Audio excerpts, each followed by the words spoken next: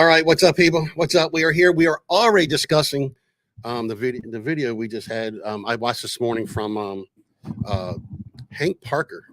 Hank Parker just had a video talking about our favorite subject as bass fishermen, the forward-facing sonar. We're sitting here debating. Two old guys talking about it. Two old guys talking about all the future. I said, "Look, man, I got a TV studio right here. You know what I mean?" So I am here today at Henlopen Bait and Tackle. I've been here early, bugging Jordan to make sure we get here early, so we don't so make sure everything worked right, because the guy putting everything together didn't work it right. We were sitting here for 15 minutes trying to figure out what the hey just went on. Why ain't this working?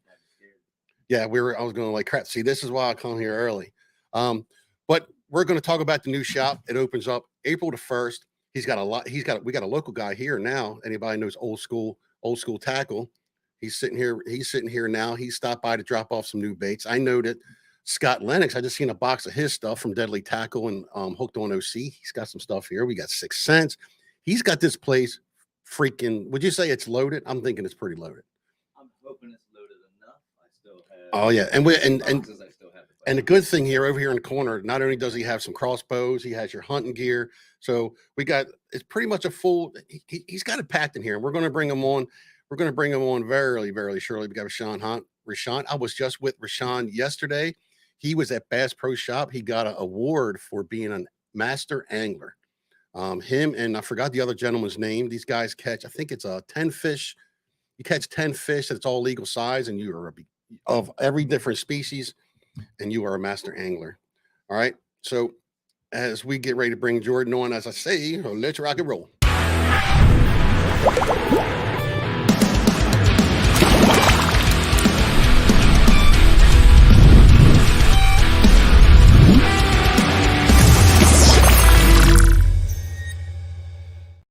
All right, there's Jordan. How are we? You got to come up a little bit to the mic there, sunshine.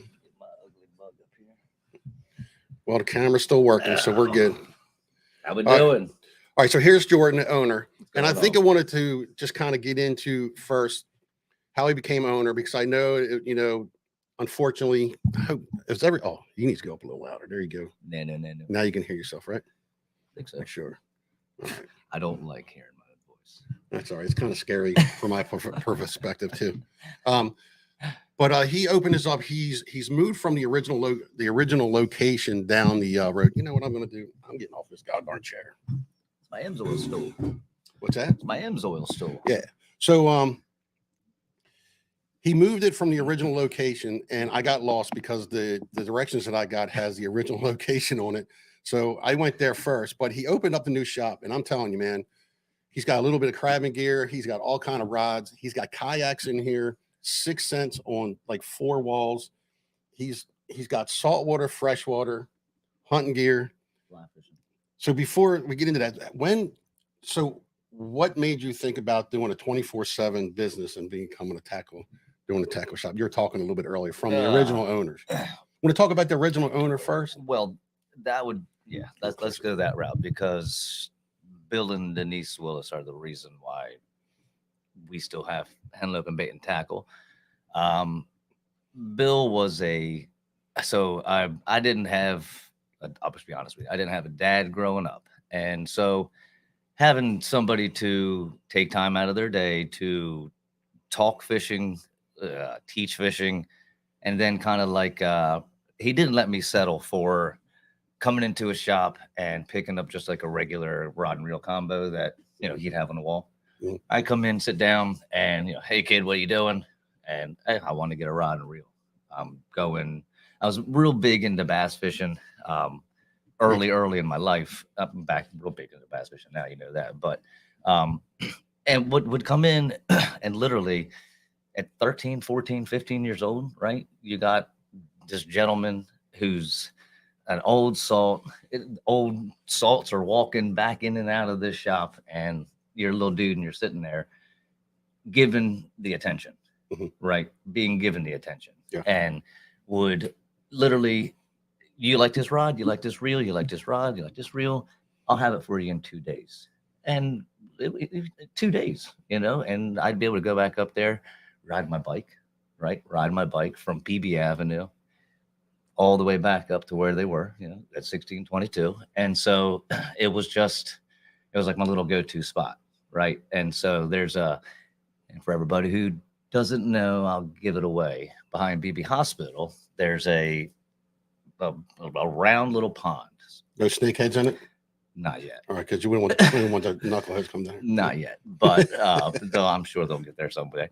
But so it was like real convenient for me to go up to this tackle shop to actually talk to the people and feel like I was a part of the shop. And after years and years of doing that, Denise, I was their tackle child, right? So I'd come walking in and it was, hey, babe, how you doing?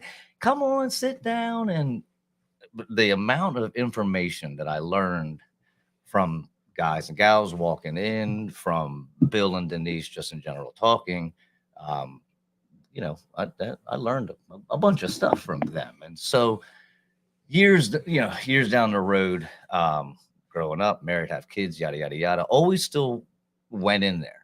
Right. And so knew Bill was kind of going downhill, and then we lost Bill. And so we didn't know what's going to happen. Is Denise actually going to do this, or, what? Well, she did. She did. She kept it going.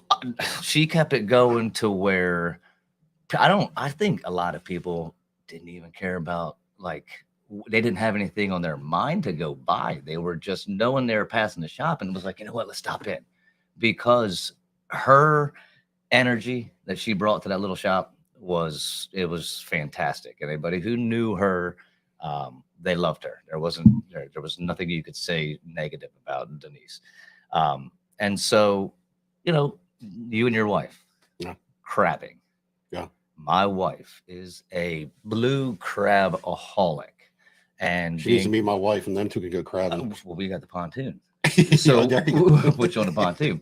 But she loves going up into the Broadkill. And so we're got the boat hooked up. We're coming through. We're getting ready to take the little back road to get on New Road to go, get into the ramp. And she goes, oh, let's stop and get a couple of crab lines. And I'm like, yeah, sure. So we pulled in. I hadn't seen Denise in probably a year and a half at least. And walk in, and she goes, hey, babe, how are you? And just through a little conversation, she goes, well, pick out some stuff. I was like, what do you mean? Pick out some stuff. I'm shutting the shop down. I think my rent's going to go up, type of thing. And well, I have cancer. Yeah. And I was like, sucks. What do you mean you have? What? Like, what are you talking about? And she said, yes. She goes, I'm probably going to shut the shop down. And so here's my thought. My thought is, okay, I'm 40. I was 41 at the time. I'm 40 years old, and I have been coming to this shop all of my life. And you're telling me that there's nobody who's got any prospects of buying this shop. This is going to close, and the little yellow shack is going to close and be done. And my heart's broken, right? And so we're leaving. We're walking out, and she comes running out the door, and she's like, hey, before you go, I have something for you. What she has for me is a 20-year-old Polaroid, the flippy, what are those? Mm-hmm. The Polaroid, you're Polaroid right. camera, mm-hmm. Polaroid picture of me and one of my best friends, and two when the trout were here, right? Two when they were here, right? Two monster trout, and it hit me, and I literally, I something had to happen. So we get out on the boat. I'm with my wife. She sees that I'm upset, and I said, all right, here it is. I passed 40. I said, and midlife crisis by. She starts laughing. I was like, what? I'm 40 years old. I go, I've worked hard. I got to have something. I was like, a muscle car? She was like, no. I went, a motorcycle. She was like, no. I said, well, what can I buy? She goes, you're going to buy that damn bait and tackle shop. And I looked at her and I was like, are you joking me? She goes, you're going to buy that tackle shop. And I looked at her. I almost started crying, dude. I zipped my mouth. I turned around and I grabbed that net and I was like, come on, baby, get as many. And I had nothing else to think of. Nothing else to think of. Riding back, get the boat on the trailer, and got to pass the shop to go home and ride. I'm getting goosebumps, dude. riding by, and I look over, and I'm gonna cry. I don't want to cry. I'm looking over, and I'm like, I can do it. Like, I'm gonna do it. Like, I'm gonna do it. I don't know what I'm gonna offer her, and what we're gonna do, but I'm gonna do it. And we got home, and she looked at me, and she goes, I know you have always wanted to have a bait and tackle shop. She goes, that's what you said you wanted to do, and when we retire. She was like, that's a dream. When you retire? Yeah. Like, what do you mean? So she's a school teacher. You didn't retire. Oh, you're she's okay. a school teacher. But you didn't retire because now you're 24. I went and got my CDL. I have 2 hips replaced. So I Right. went and got my CDL. I was going to drive trucks. Right. And I was going to, when she retired, say, let's travel the country. And I'll take loads here and there. I'll freelance loads here and there. I'll start an LLC as a trucking company, and we'll go from here to here. We'll travel the country. You get your pension, yada, yada, yada. I'll still be making some money. That was kind of like the plan. And so with having the CDL, I knew I could, around here, could probably pick up a job doing whatever I wanted to do. So I was almost in like limbo. I've built homes. I've ran and worked for other people's businesses. You know, it's time to really focus on maybe slowing down a little bit. 2 hips replaced, putting tile on your shoulder and going up 3 flights of steps is rough. Yeah. You know, so with her telling me she was cool with it, a plan kind of formulated overnight within the next day. And I kind of had one criteria. Anybody who knows my shop knows Bill. Bill Weiss is heard that name before. Bill Weiss is a person in my life who this all had to happen this way. I really truly believe somebody, right? Something put a bunch of stuff in place, and I was meant to fall into meeting Bill. I was meant to. So Bill came in, or I came in, and I said to Bill, I was like, so let me ask you a question. You know, would you stick around and help me? Like, you know, all the ins and outs of this shop, and I'm gonna go ahead and purchase it off of her. But would you stick around and help me? And he agreed to stick around and help me. He has been my lifeblood, right? Of motivation to get this. When you've got, like I said, I didn't have a dad, truly a dad who was someone I could rely on to tell me anything, right? And so any older gentleman who has a good head on his shoulders that's going to give me advice, I'm at least going to listen to it. He's been down the route before I have, right? So I'm at least going to listen to him. Well, Bill has been the reason why I'm even right here, because he's given me the ability to see what I want to do and know that I have somebody who is there helping me get there. And so it's made the journey a tiny bit easier, because I can be really stressed out and this and that and the other, and call Bill up, and the dude just, he's like, you see that tree limb you're standing on? Come on, let's get you down. Let's get you down. Let's get you down. Let's get you down. Puts my feet back on the ground. Right. And he's like, so you're not freaking out? Yeah. And he's like, let's go this route. And, you know, like I said, if he wasn't around, I don't think I'd have this second shop. I don't think I'd have the motivation to do this. It looks good, man. I mean, I know it's you got a week away from the grand opening. Are you excited or are you nervous? I have been so stressed out and nervous, right, that I have forgotten to be myself. And that's what I'm stressed out about, is that I have it'll come. I've not been myself, right? Like, who knows me in my shop? Y'all know me, like they know me. I'm crazy, I'm loud, but I'm also very easygoing, right? You know, and this morning you didn't look too easygoing, right? Till you had your coffee, then you were good. Yep, never done a podcast, right? He got his coffee, was all right. I seen him come in this morning. I was like, oh yeah, he's ready for this podcast today. Yeah, you know, so I'm not one who likes to toot his own horn. So going out and promoting myself is something I don't do. Right. Well, that's why I'm here. I seen the video from Dan from 302 Fishing. He's a Delaware guy. Love this dude. Love him. He does a lot of pond fishing, but he does go out on the bay or on the ocean.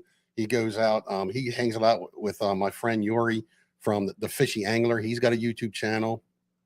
Them guys are out a lot doing stuff. He started this, you know that, right? What's that? He started this whole thing, period, plain the end. I wanted to do podcasts. I got no clue on how to do this, nor do I have. Neither do I. I'm still learning. Well, I don't have I mean, I know I got the mind capacity to pull all this together, but I really don't when I'm trying to run a tackle shop and this, that, and the other. And so I want clients who have YouTube channels and stuff like that to be able to come to me and let's put you on the big TVs around here. Well, this is about a year and a half to 2 years ago, easily. I think it's 2 years ago, easily. He comes walking into the shop, and I've kind of noticed him. He kind of looked from you two, you resemble each other. Yeah, you look like quite Santa. a lot. You can play Santa Claus. Right. You eat a couple more cheeseburgers, you'll look like Santa Claus. Right. So he comes walking in, and no. I'm saying if you got to eat some more, you need some more burgers in you. He comes walking in, and he wanted some sand fleas and just some bait for I think it was him and his son were going out fishing.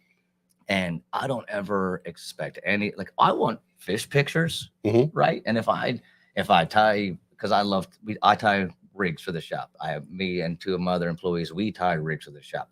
We have rigs in the shop that we can't keep on the shelves because they work good, right? So he comes in, and I'm never expecting anybody to publicly voice that you appreciate me at all publicly. You want to tell your buddy, got a Jordan, man, he hooked me up, something like that. That's cool, but I don't expect this. And so I'm going through this. I'm watching YouTube actually, and I see 302 Fishing. I was like, oh man, that's that guy that came into the shop, and I hit his video. You didn't know he did video? Oh, he came in with you walking around. I knew he did video, but I didn't. I mean, but he was walking through so you put it on YouTube. No, and I'm watching, and here he comes rolling out, and he was like, I just wanted to give a huge shout out to Jordan Henlopen Bait and Tackle. And I'm like, this guy just promoted me on a social media, on his YouTube page. Like, that's super cool. Well, again, like I said, I don't expect this. Again, he does, because he comes and gets bait from me. And the appreciation that means to me, like, you got a hold of me and said, I want to come do this. Yeah, to promote the shop. I mean, that's what it's all about. Even though I'm in Maryland, you're in Delaware, it's still the same thing. It means more to me than anything. It lets me know that at least I'm doing something that is noticeable, that people are hopefully enjoying, right? And that's the whole point, right? You got one here. My buddy Tommy, he said he loves the story because he can relate. Not everyone has a dad around. Nice.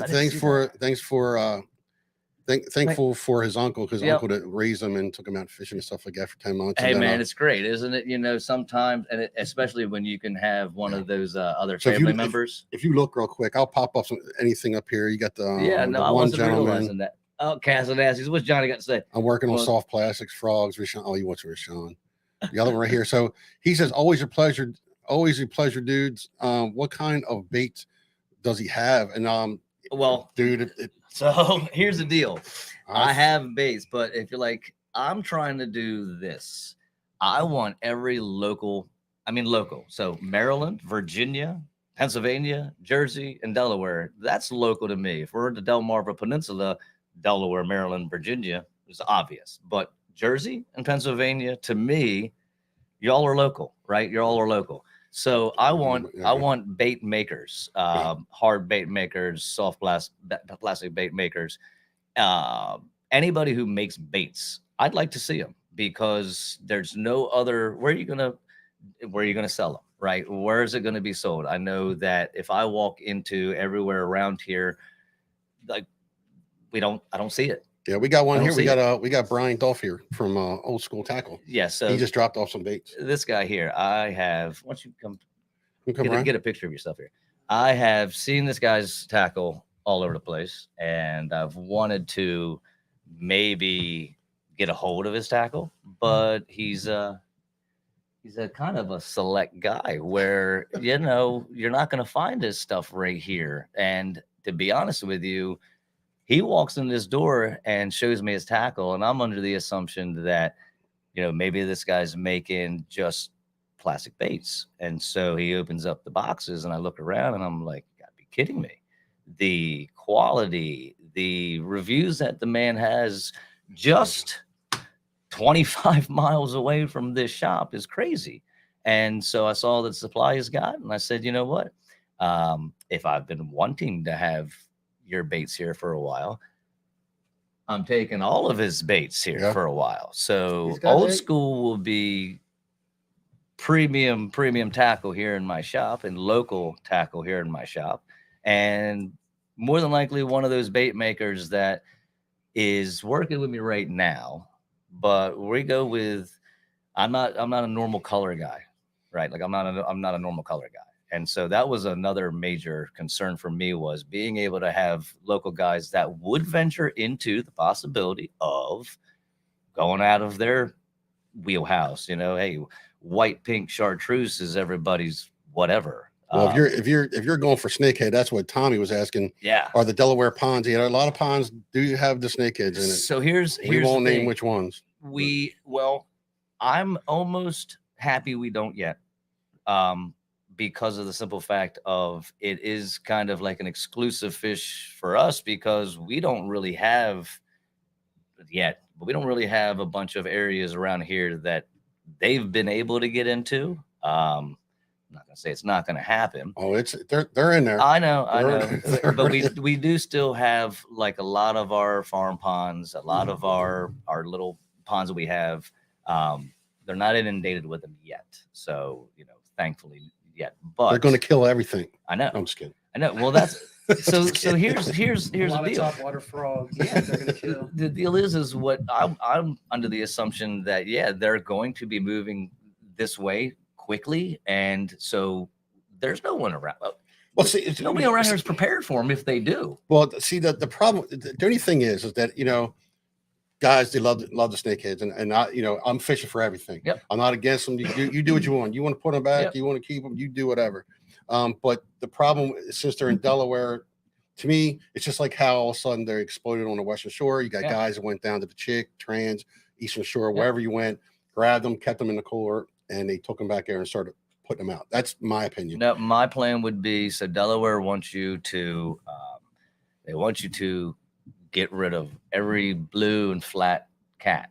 So if that's the case, and they want you, and I'm talking about, they want you to kill them. They don't want you to, you can eat them, but they want them gone. So the whole thing with snakeheads are, if Maryland wants them gone as bad as they do, and they're that bad and that evasive of a fish, my whole theory is that if we're going to go after them here, before they get here, we're going after them hard. So what I've done is I've reached out to snakehead exclusive bait dealers, have some here waiting on more to come. But I'm going with we got spears. I'm going for spears. I'm going for bow fishing. I'm going for every tactic you could put these things down. You're going to be able to get it here. So when they do make their wave over here, I'm hopefully going to have an army already loaded up with enough weapons to just go ahead and not let them come in and ruin some of these really, there's no secrets, but we've got a couple of good ponds around here that you can have 15 people fishing in, and 15 people that are catching fish all day long. Yeah. And they're bass and they're pickerel and they're crappie and they're bluegill. They're not snakeheads. Once they show up, it might be, depending on how deep the pond is and all this stuff, you'll get a point where if you get enough guys, if they show up, if you get enough guys in there, because it kind of happened I say this all the time, down in the Maryland waters, they showed up where the one year we went and one showed up. The next year we caught like 15, 16 of them. We're talking 30-inch snakeheads. Yeah. And then the word got out. Well, the good thing about them is they're good to eat. Yeah. But when you have the pressure, if you get enough people, you'll get enough people to take some out. Yep. And it'll eventually kind of just start working. My whole plan will be is I'm big on, I love when clients just send pictures, right? And it doesn't matter. So I have clients who go surf fishing in Hatteras. So you call it a fish in Hatteras. It doesn't matter. You're my client, right? Before you start, you know what? I got to mention this. If you don't know where Delaware, where he's at, he is in a perfect spot. Not only does he have the fresh water, he is right on Coastal Highway. Oh, yeah. Coastal Highway. This is the road that goes right down into the inlet of Ocean City. So it goes through Rehoboth. So you can have, if you, the saltwater stuff will be here. Yeah. You know what I mean? So even though we're talking a little bit freshwater and everything, but he's got, walk out my front door and go surf fishing. Yeah. Walk out my front door and go surf fishing. Walk out my front door and go get on a charter boat. Yeah. Walk out my front door and go down to Indian River. So right. What I'm going to have you do, what we did earlier, is what I'm going to do is I'm going to give him my phone and we're going to talk through that. And he is going to take a walk around the shop. So you get to see the shop instead of just seeing art. Well, he's messing the whole picture up. No, he's not. Me and him will talk. Me and Brian will talk here while he walks up. Yeah. And he did just bring, 13 boxes of stuff to put out. Yeah. And I also have, my boys at Monster Fish Outdoors, I've got 8 boxes from them. So now, but the whole plan, I guess, around here is I want freshwater anglers to be able to come in and have pretty much anything that they're looking for freshwater. And then my saltwater, I'm a saltwater, my little shop, we're a saltwater shop, basically. The little shop is saltwater 100% with a little bit of fresh. This shop is a lot of fresh with a lot of salt. I'm going to really focus on big fishing. So shark fishing has gotten very popular. I love shark fishing, whether it be surf fishing from the beach, casting for them, whether it be kayaking the baits out. We got a lot of guys who are doing the RC boat and the drones. You're not allowed to do them in state parks, which is fine. There's plenty of private places to go on the beaches. But big fishing is what I'm going to be going for. Surf fishing. And then all of the other species that are with, tog and flounder and striper. I have everything for them. But that's like, so with our stripers. You want to talk? You want to walk around? Sure. Again, with our stripers, he's going to walk around and you can just talk just like you're talking now about it. Like you guys, our stripers, man, they can't figure it out, right? So, and it's kind of bothersome to a lot of anglers. That's why the snakehead's getting so popular here. I'm looking at you still. Hold on 1 second. Let me the snakeheads, like right here, there's a ton of SP minnows. All of my surf fishermen and soft guys, I got enough. I got SP minnows for days, Everybody? Plenty of fish bites and gulp. But the plan is, these guys want to go out and they want to do that trout fishing, right? Trout fishing is going to be coming up here soon. The trout's great for taking the kids out, but this is gonna be random because of the walk that I took. Onyx, they are MLF. That's the PFD for MLF, and I have the rain suits and all their PFDs using Arctic Shield when it gets into hunting. I have Arctic Shield clothing. It's a very, very good brand, good quality for the price. I think once people notice that, the quality of the gear you're getting for the price, that was the major point here to shop, was being able to get people some really high quality stuff that is affordable. You lost me on that one. There we are. But affordable. The economy and everything, the way the economy is, people need to be able to afford what they want to go out and buy. So let's see here. AMSOIL, we're an AMSOIL distributor. Anything you could think of, diesel, gas truck, race car, go-kart, motorcycle, boat, whatever, any oil, any lubricant you would need. Nebo, we have not the entire selection, but I have an entire selection of Nebo lighting.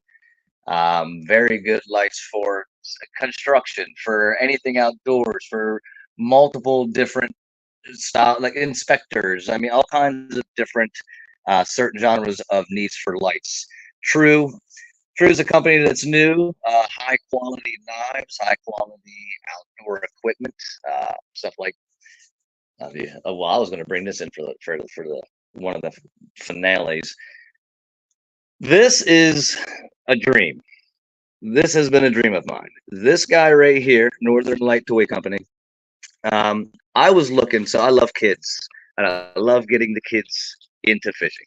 I was looking for a way for myself to bring this into my shop. How do I get kids to make their own lures and this and that and the other? I've never Googled it. Put that around again for me. I'd never Googled it before, so I started Googling ideas, kid fishing kits, this and that and the other. Well, this guy shows up, and this is about a year ago. This guy shows up, and I'm really interested in it. I'm looking around, and I I don't take the plunge on getting it. About a year later, my nephew comes to me, says, I want to build my own lures, and says, look what my dad got me.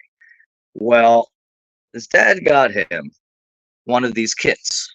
And so I had to reach out to the company, and lo and behold, hopefully, he's at the Classic right now. Hopefully, when he gets back, we will be able to do a Henlopen Bait and Tackle edition kids create a lure, which I think would be absolutely phenomenal. And maybe do something on like the snakehead version, which is what I was thinking.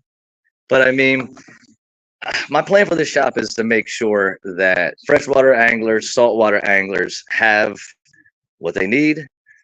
Kayaks, lightning kayaks. If you're a kayaker, we have 3 different styles, 4 different colors.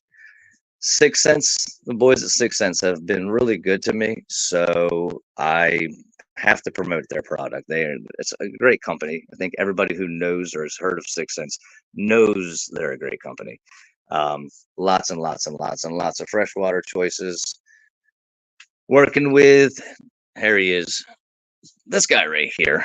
So I needed and wanted to work with a company that would potentially make and help me design my own colors. So I have a pro staff, and I'll get into them here in a second. I have a pro staff, a couple gentlemen that are super hardcore fishermen. So John at Cast and Nasties, I'm watching Instagram and I see this guy's got these killer worms. Killer worms. I don't even know he's from Delaware. And I just reached out, man, those are awesome worms. And he reaches back, hey, this, that, and the other, we get talking, and he will make custom lures. Well, John's pulled out some of the most insane colors that I've seen. And yeah, so we now have a bait maker that we can rely on to do some crazy colors, which is why I kind of had to put that post out there for multiple locals to let's see what they all have. So hopefully I get a good, I've got Dave Weedleton here. He's bringing his worms in here. I'm going to have those as custom. Broadkill Baits, he's going to have his baits in here. We know we got old school. Here's all the Onyx life jackets. So we've got a lot of stuff. I mean, I've got rods galore, a 13 mega dealer, basically, and Iowa fishing dealer. Plenty of 6-inch rods. We all know Scott from Fishing OC. Oh, I wanted to do a sideways to give you a side profile shot, but he's making his own rods, and I want to get him here to be able to pull out what he's really done with these rods. They're insane. He's done a great job with the rods. Everybody knows AquaClear, I would assume. If you don't, AquaClear has been a very big company to run in my shops for years because they're quality. A lot of people just love the rigs in general, and they catch fish.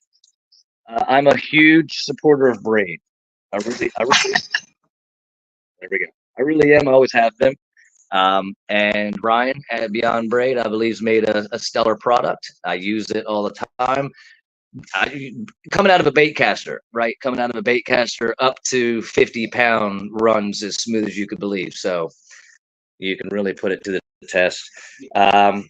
Just anything you can think of, anything that you could want, we will either help design, build, make. I'm making my own line of custom rods that Pat from PC Rods is doing for me. I'd like to be able to have Pat come in so we can sit down and actually talk to him so you can see kind of what I'm getting into with rods, between heavy duty surf rods for shark fishing, freshwater rods for tournament fishing. My pro staff and myself. You want to take us back here? My pro staff and myself have. I would show the sandwich shop here. Unless you want me to go show the sandwich shop right now, we can show the sandwich shop. No, you can. I'll turn it off. But my pro staff and myself.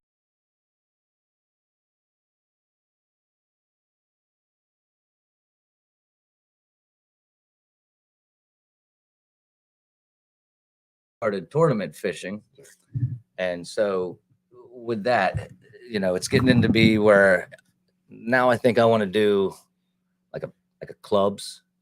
I think I want to do like a bass club. I think I know I'm going to do workshops for kids. Nobody does any fly fishing really that I know of. So, and I do, right? And so I freshwater and I saltwater fly fish. So why would I not offer that? So we're going to offer fly fishing, even going to offer workshops for fly fishing. Maybe do a bi-weekly sit down and tie flies. But getting the kids involved with fishing is a major thing for me. So that's what I think more tournaments and kid fishing events are going to be the gist of what you see out on Facebook being posts of are normal. Like what's happening this week. Well, he's doing a kids day, he's doing this workshop, they're doing that workshop. And that's the plan for here. We have the room, we have the space to do it. The little shop, I wanted to do it at the little shop so bad because I noticed how much little kids were coming in and the parents were taking these little kids fishing and coming back the next week and being like, oh, Timmy and Sally had such a great time and thanks for the little rig and this and the other, man. And that lights me up. And so if we can get these kids off of this, what are you doing? And they don't want to do anything. So it's like, that's a very big thing for me is getting kids out there fishing and enjoying it. And then, women, when the guys can walk into the shop and feel like he's in his own playground and the wife's like, here we go again, well, that's why I have sandwich shop and I have local crafts and I have the availability to maybe have something that a woman who isn't an angler, can enjoy and can be here, would sit here while her child's doing something and not feel, like, oh, it's just a bunch of old salts walking in the door and stuff like that. It's like, and seriously, like if my shop, we get talking fish stories. We get talking. Yeah. You were saying you guys were here like 4 hours. I was here 4 hours. Guys will come by. They'll come by and they're coming by for a dozen minnows, and we'll get talking. I'm like, we need to change out your minnows. We get talking for so long, and that is I love that. I love being able to share stories with people, give people, like, I'm born and raised here. I've watched the fishing go from incredible to, oh my God, where are the fish? To, oh my God, they're back. To, well, there they go again. So to keep an angler interested in one body of water that is an unpredictable body of water, you're looking at a very small group of people. And I'm not in that group. I'm in the group of people that says, I need to get outdoors. Yeah.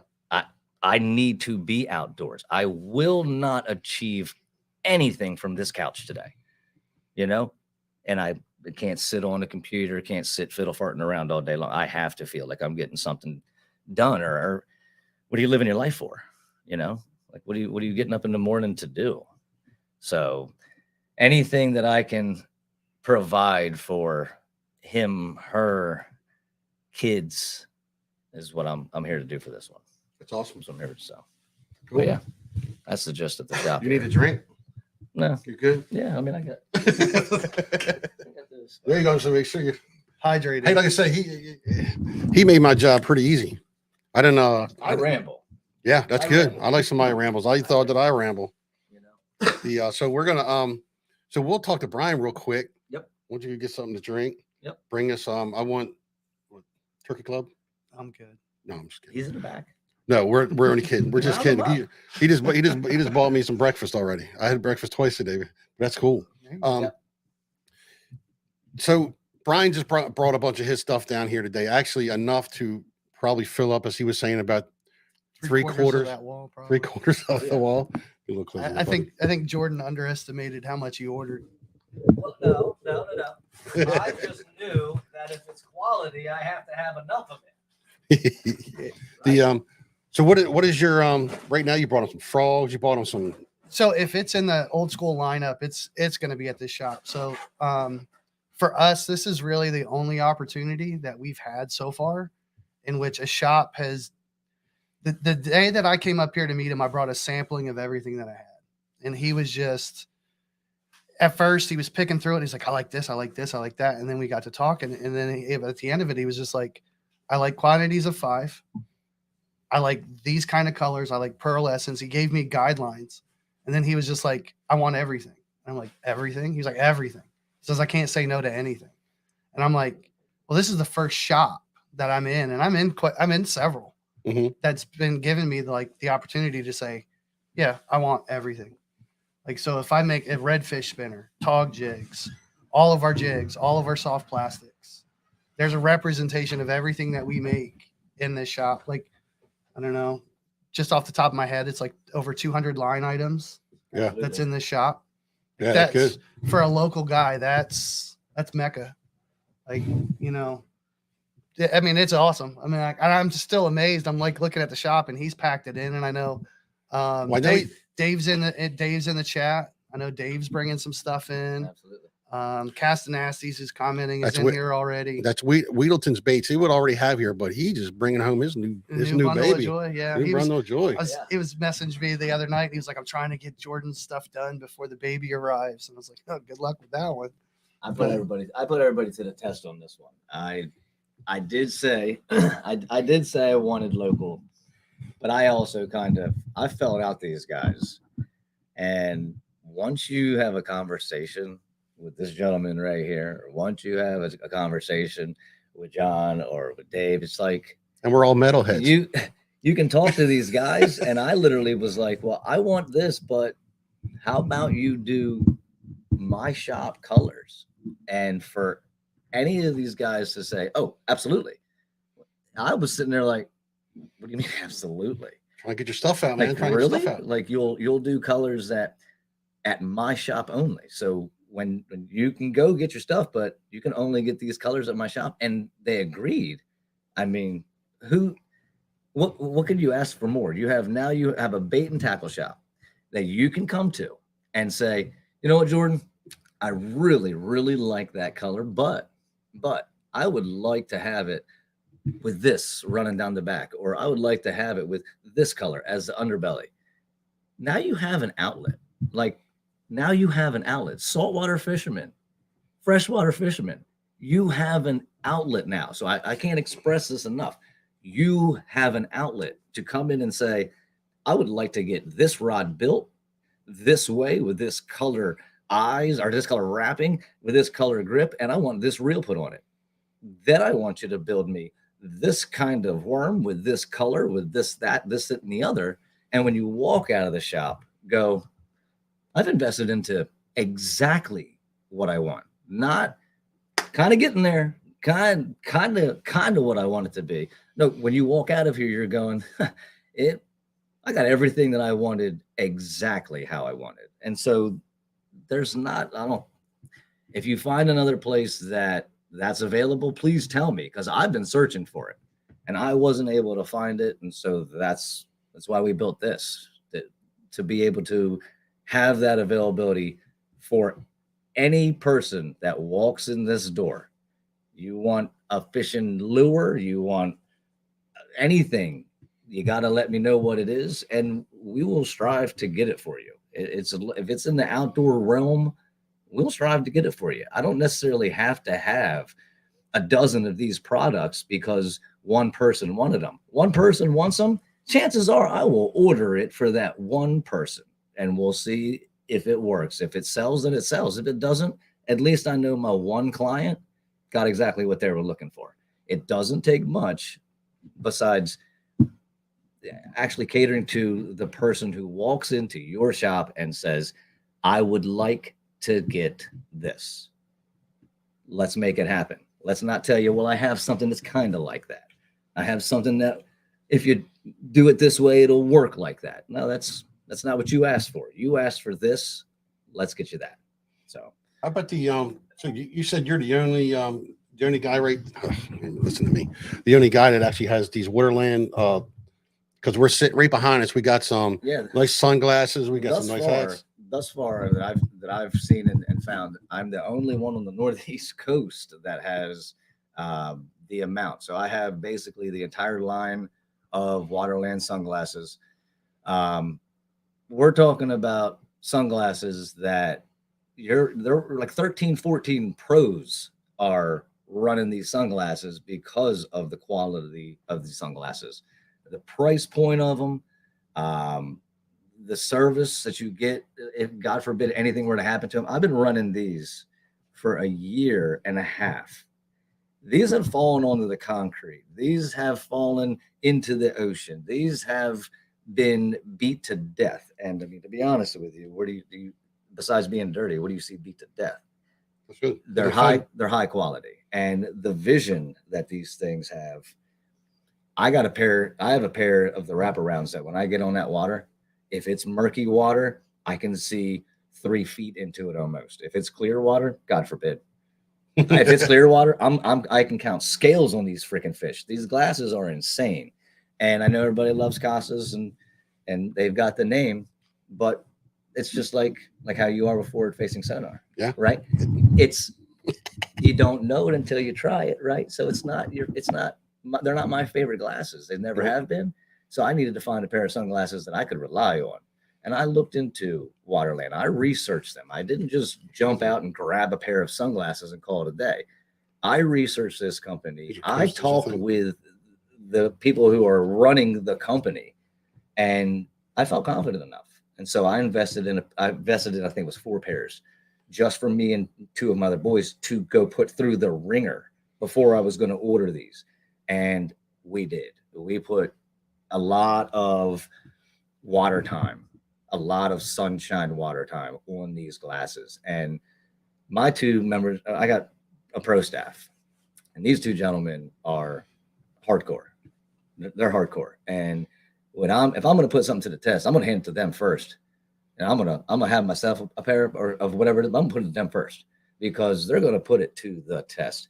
And for them to be happy and for me to be happy, it was a no-brainer. So now going through my relationship with Waterland, I'm working on like 45 pairs that have gone out the door, that I have 5 clients, 6 clients that all have gotten extra pairs. How's the pricing on them?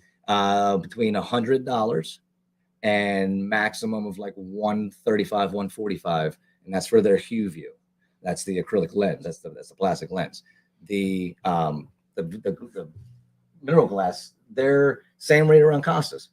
They're around the $300 range for the glass. Right. It's an incredible glass. It's an incredible glass. Anybody who knows Ben Milliken or Milliken Fishing, that's what he wears. And I'll be honest with you, it's an incredible pair of sunglasses. If I put the one brand that I'm talking about against them side by side, there's going to be a lot of people who go, wow, for $100 less all day long. So we'll see. I've got them now. I've got them for everybody to see, for everybody to put on and try. That the warranty on them is incredible, right? So the warranty is incredible. If you were to, you could buy the sunglasses, get them registered in, and basically tear them to shreds. You come bring them right here. Don't ship them out. You come bring them right here, and I give you a new pair. And then I'll go ahead and I'll go with the warranty whole thing deal. And I'll get that pair of sunglasses back. I might not get it back tomorrow, but I'll get that pair of sunglasses back. Mm-hmm. You'll get your sunglasses right out the door. So you'll come in and you'll be claiming a warranty per se on them. It's not going to go anywhere. You're going to send it right here to me. I'm going to give you that same pair of sunglasses. You go about your way and you got your new sunglasses, and we'll take care of the warranty. Same thing with a lot of these rods. So a dial rod or a 13 fishing rod, anything happens to it that is obviously, it manufactured or something like that. Anything happens with it, you're not sending these things out. You're bringing them right back here to the shop. I'm giving you a new one. And you're walking out the door, and then I'm taking care of all the stuff. And so I'm hoping that even that type of availability for people, I'm hoping that people understand that that's where I'm going with it. There is no, you get something happens and 3 weeks later, the eye breaks off of it. And you're like, oh, I'm SOL. No, you're not SOL. You come right back in here and let's see what's going on and take it and go, man. That's cool. Yeah. I mean, it's good to have a shop. To me, it's good to have a shop like that, somebody local, because that's why. I mean, look, I got affiliate with Bass Pro and all that stuff, but I don't even push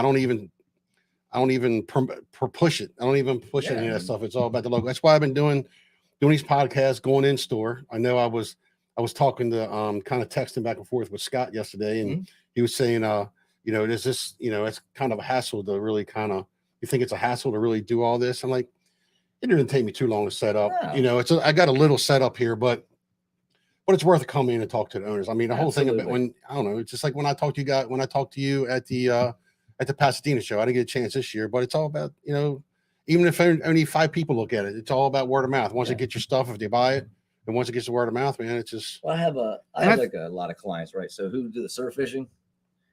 If I were to be able to sit here one day and type out on a Facebook post, this is step 1 to step 3, what you should have and what you should need, and kind of the way you should rock and roll for going on to the beach your first time. Who's going to sit there and read that? If I had this availability for a podcast and I had Mr. Bill, right, who runs the shop, sit right here, you would learn so much about surf fishing in a 20-minute conversation. Just me and Bill just shooting the bull. Mm-hmm. If I had the availability to have a podcast set up here, which is what I wanted to do anyway, I'm loving that you came here. Like you said, maybe we get 11 views. Yeah, Who cares how many views we get? The point of being able to It's put the replay factor. Yeah, it's the replay factor. and being able to get information. It's always going to, once it's on YouTube, unless I take it down, it's going to always be on YouTube. I mean, I like Facebook, people walking YouTube, out all of that. here. When you walk out of the shop, I want you to walk out and go, I learned something when I walked out of there, or damn, I didn't think of that. Right. I want you to walk out the door here going, well, if there's nothing else, I feel confident about what I'm getting ready to go do right now. Mm-hmm. I'm getting ready to go, say you're going after tog. Well, I'm getting ready to go take this jig. I'm going to go take an old school jig. I'm getting ready to go take a sand flea. Jordan told me to go to a certain spot I know where I'm going. The tog jig. You want to have the tog jig. But that's that's what I'm planning on doing. You got the tog jig and everything? He's got the 2X strong tog jigs in here. Oh, really? People know I'm a tog. It's more a drum rig than a tog jig. It's Right. way overkill for tog and sheep's head, but it's built to withstand bull reds. It's built. Yeah. I mean, but you can throw it at tog all day long. But if a bull red swims by, it's not straightening that hook. Yeah. You never know. You can't control what bites your hook on the other end, but you're gonna have gear that's gonna handle it. So I don't know. We were just having that conversation that us old guys might have to move on a little bit. well, and that's what I was saying. Like Jordan is definitely an old soul. Like when he kind of said it earlier that I'm selective of where I want to put product into. Mm. I've done some product placement before where you're just kind of thrown on the wall and the people in the shop aren't pushing it. Right. They may not have that knowledge. Growing up, the real old school, not just plugging myself, but the tackle shops where you would go in and they would walk you through the store and they would pick it out and they would tell you strategy and they would tell you this, that, and the other thing. You walked away with product, and that was the goal of the tackle shop. But you also went out with knowledge and confidence that you knew what you wanted to do. Yeah. There are certain big tackle shops where you don't get that one-on-one attention as a customer. And for me, I find it's mutually beneficial for the shop and myself by putting my product into those old-time tackle shops where the guy that's sitting behind the counter in front of the cash register, he's not there just to ring you out and send you out the door. Mm-hmm. Yeah. He's there to put you on fish. Absolutely. Right. He's there to make it so that you have a memorable experience in his shop or her shop, whatever the case may be, but also have those memories when you get out on the water or the beach or wherever, because from a consumer standpoint, you get that experience. You found your home. You're going to go back to that shop over and over again. For me, and I love how because you did put it perfectly. For me, you got to here's how I put it. Your $20 bill is going to go into my cash register and it's going to be gone. And you walked out of there and I don't think about your $20 bill. You walk out of my shop and you send me a picture of a fish you caught. You send me, thank you so much for putting my kid on a fish. That stays with me forever. I get to go back and look at some of these Facebook messages that I've gotten from people taking their kid the first time ever fishing, or people taking their 85-year-old father who barely got a chance to get out onto the beach, who took my rig and caught the biggest fish ever. It's one of those things where making the money off of the products is just kind of like the reason why you stay going. Like stay in business, because I'm making money so I can pay the bills. I didn't do any of this to make money. I really didn't. I did this because there is nowhere that I would walk into and feel like this guy right here cares about what I'm getting ready to do. He's not trying to sell me anything that I don't want. He's selling me what I need. And that's my plan. Like, I don't need to make your $20. I don't need to make that. What I do need to do is I need to make you have a good memory. I need to. That's why I do this. I go home and my wife comes home and she's ecstatic about how good these kids, she's a school teacher, how good these kids did in school. And they did so great with this and this and that and the other. And I see her, she's glowing. And I come home and I'm mutually glowing. I had this client send me a picture of this today. And oh my gosh, these people came in and they talked about how good of experience they had last week. I talk about that. I'm talking about it now. I'm talking about things that I remember. I don't remember that $20 bill. I remember 2 years ago when I put a client who hasn't done too much fishing on a monster striper. It was happen chance. It was luck. But you know what? We talk about that striper every single year. He comes to the shop every single year. We talk about that one striper. He's caught multiple fish since then. But the feeling that I get off of that, and having people a year or two later come in and they're like, glad to see you, man. Glad to see you. Only coming here for you. Only coming here for that rig. That makes me wake up in the morning and go, all right, yeah, let's do it again. It works. Let's do it again. You know, it's very enjoyable. Just like last night, yesterday we were talking, and I was here so long that my wife is texting me like, where are you at? Yeah. And I was like, I'll be home soon. And I'm still talking to Jordan for like another hour after that text. I get like that. My wife hates it because once I start talking, she's like, and then he's the shop owner, and it's what, 6:30. Like you're not even open. You should have been home by now, right? But we're just sitting there talking, and then all of a sudden he gets a text message like, oh, I actually gotta go because they need my car moved and I've got both sets of keys. So I've literally, and I'm like, no, that's cool. But it's you get involved like from the business end, running a tackle shop or running a bait company where you're making baits. You get so wrapped up into it, and it's not necessarily the financials or whatever. You're doing it to pay bills and this, that, and but you're doing it because you love to do it. Yeah. And you lose track of time, but you get, what if you're going through tough times, lean times, whatever case may be, it's those pictures that he talks about, right? Like I don't get out and fish as much as people think I do. They're like, oh, you run a bait business, you must be fishing all the time.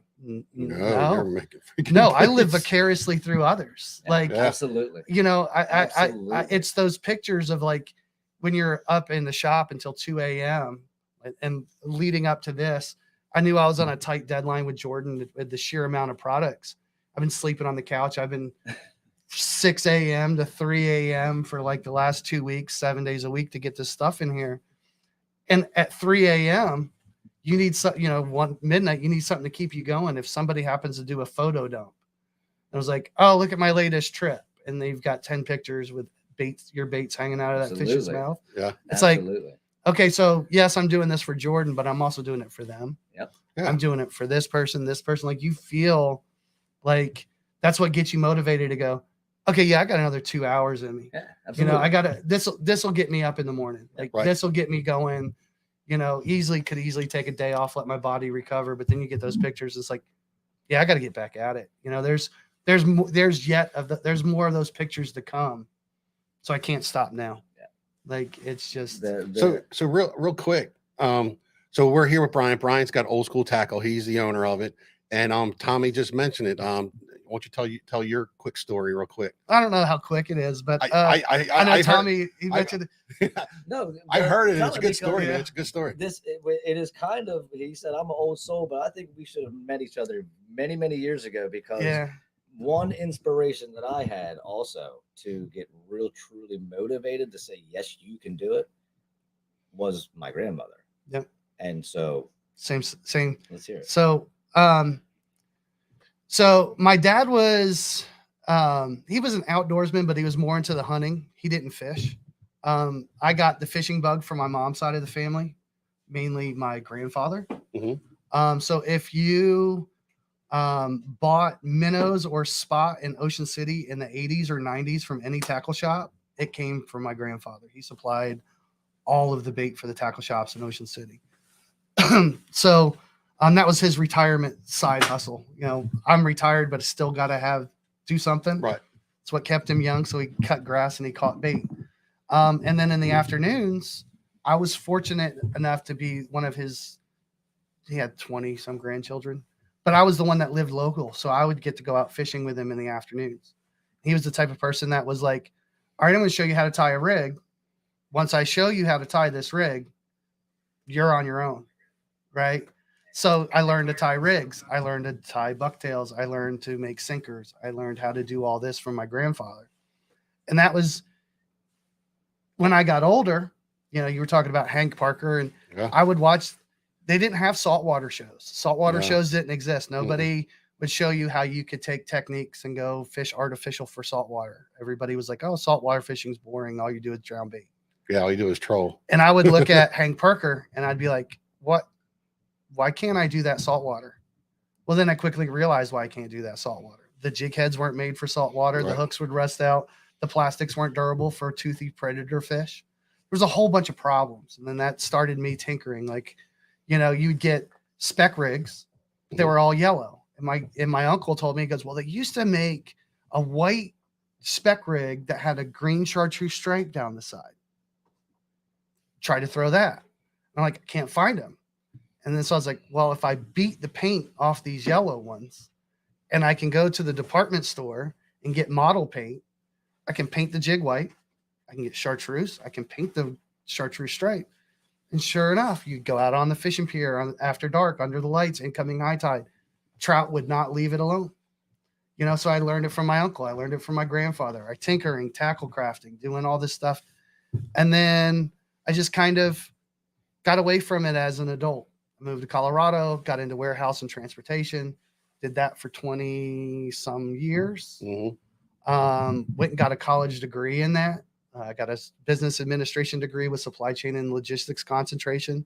Worked myself up to be a full-time warehouse manager for a pharmaceutical company. Thought I landed my dream job. Was making all the money I always thought I should have had. But then I was miserable. And in 2018, we were just talking about it on the way up here. Almost 6 years ago, I fell out of a tree, shattered my heel. So I've got a titanium plate, 6 screws in my foot. I was laid up on the couch for 3 months. On the 4th month, I had to teach myself how to walk again. So my buddy, he had called me on the phone one day and he was like, you sound terrible. And I said, yeah, man. He goes, you sound like, he goes, we need to get you on the boat and fishing. I was like, I'm in an air cast. I'm on crutches. I can't be on a boat. He's like, we're getting you on a boat. He was like, you get yourself down here. And he lives in Ocean Pines. He was like, you get yourself down here. We're getting you on the bay. So we went out there and we're using rigs that I had tied up. The flounder rigs my grandfather taught me how to ride. And I looked at him and I remember tying some up for him. And he was throwing it and I was throwing the ones that I had just tied up. And I was like, you still throw that stuff? Because I won't throw anything else. He was like, this catches fish. And then he was like, you need to start a business. And I was like, nah, you're crazy. Like, I'm just trying to heal. I got a job. I've got my dream job. And towards the end of the day, there's a lot of alcohol consumed. There was a lot of beer consumed on that boat that day. So after probably a couple of beers, I was like, maybe I could start a business. Maybe I could do this. And then, I can't do it. Can't do it. And a couple more beers. And by the end of the day, I was like, you know what? I'm doing this. And I go home and I tell my wife what I'm going to do. And she thinks I'm crazy. Like, no, you don't get it.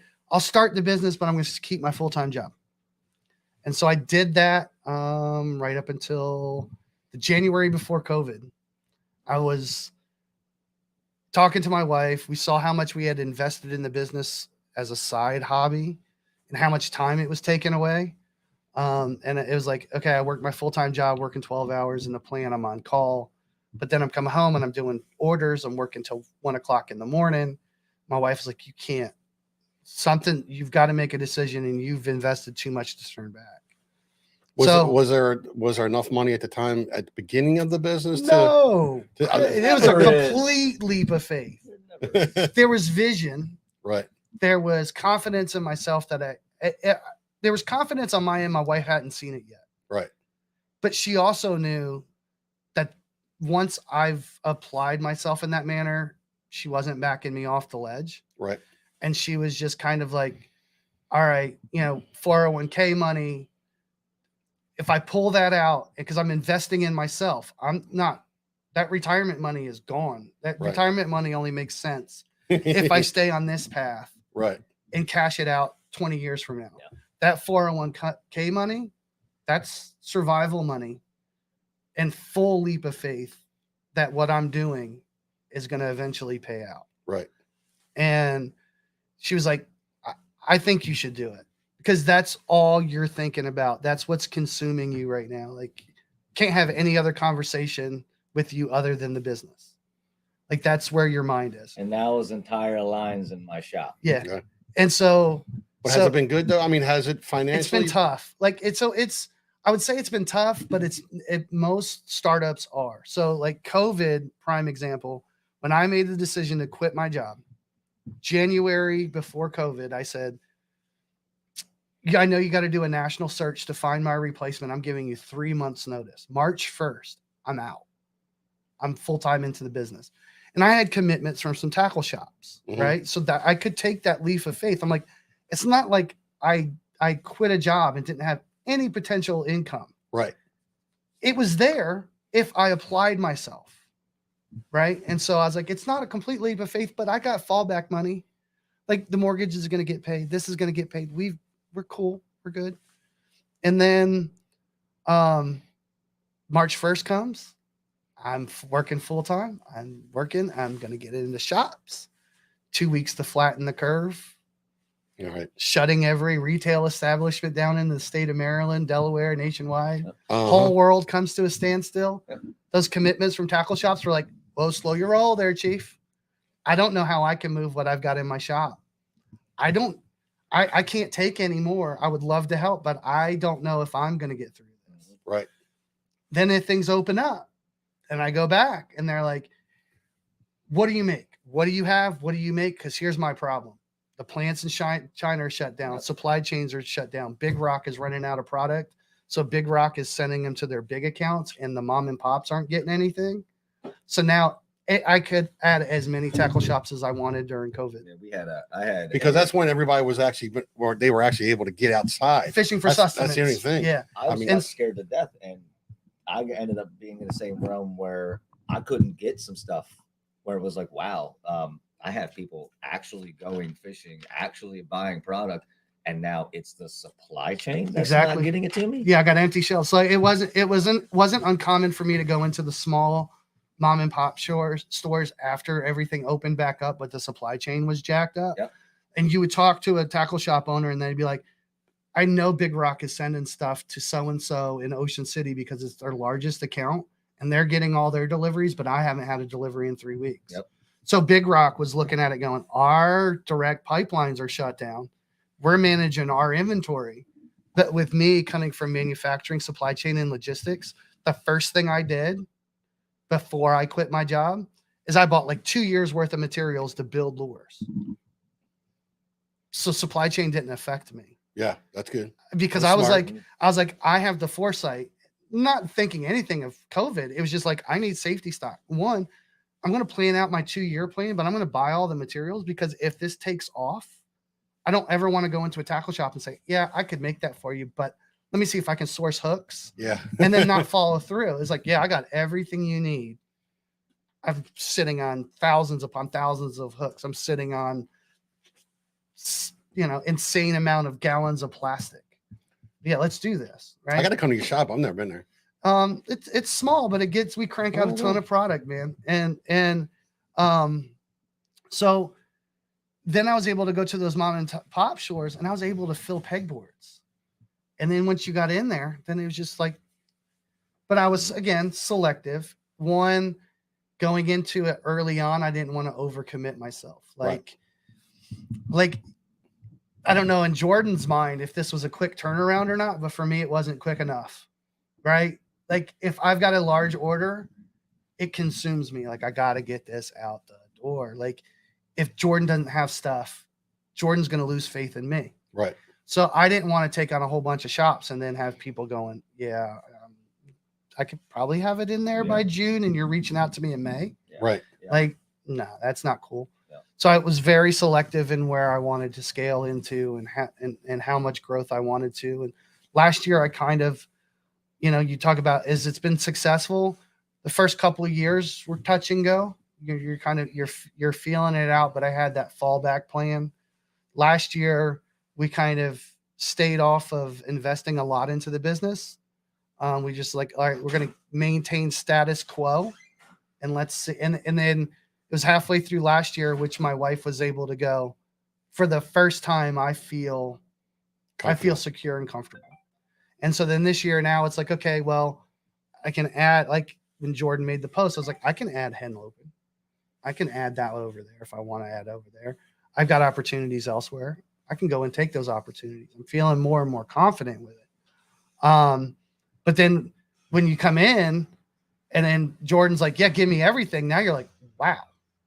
Like you get that euphoria because it's a large order and you're like, man, this is awesome. But then the car ride home, and for me, it's over an hour. You're thinking to yourself, how much work that is? Do you know what you just got yourself into? Yeah. And it's like as soon as you get home, it's like, okay, I'm giving myself the rest of this day to feel good. Right. Because tomorrow I'm going to have a lot of words for Jordan. A lot of words that it's not made out of anger. It's just kind of like, man, but you did it to yourself. But that's kind of, that's what drives, you kind of need that kick. Yeah. And then once you get through it, you come out with so much confidence going, oh yeah, this is going to work. And then you talk to a guy like Jordan and you're just like, I think this is going to work really well. Absolutely. Because he asked for custom colors. I like that. When the first thing I did is when I brought him a sampling, it would have been very easy for me to give him all the safe saltwater colors. Like, here's my chartreuse. Here's my white. Here's my bubble gum. First words out of his mouth when he opens. And I mean, I gave him gift boxes with logos and tried to be as professional as possible. And he opens it up and he's like, somebody must have told you not to bring me white chartreuse and pink. I love it. Like, I was like, as a bait maker, I hate running those colors. Like I run them so much. They work. But I like them. And he's like, I like pearls. I like shifts. I like running all that stuff. Right. For me, that's interesting. Absolutely. So like, this is gonna work great. Because I've been in shops where that's all they want is I want your white, I want your chartreuse, I want your bubble gum. And then you get thrown on a wall with 10 other brands and all you see is white chartreuse and plastic. It's hard for a local guy to penetrate a market when you've got, especially for him, like my Chesapeake bait and tackle stores, it's a little bit easier, but he's seaside, man. He's got a lot of local customers, but I guarantee you he's got a huge amount of tourism that comes in here, right? Yeah. So Especially those guys, they're staying here for so those vacation guys or that are something. coming in from elsewhere who doesn't know Old School Tackle Company, and they just see my stuff on the wall, but they know Z-Man, they know Berkeley, Right. they know the big brands. They're taking their chartreuse, they're taking their white, Absolutely. they're taking their pink, and mine's sitting there. Absolutely. The local guys may pick it, but those guys coming in, and that's kind of why I've stayed out of Seaside shops. Mhm. This is the only shop that I'm in on that's on Seaside in Nothing Maryland around or Ocean Delaware. City or nothing. No, and it's weird because you'd think me growing up in Ocean City, I would push for it, Right.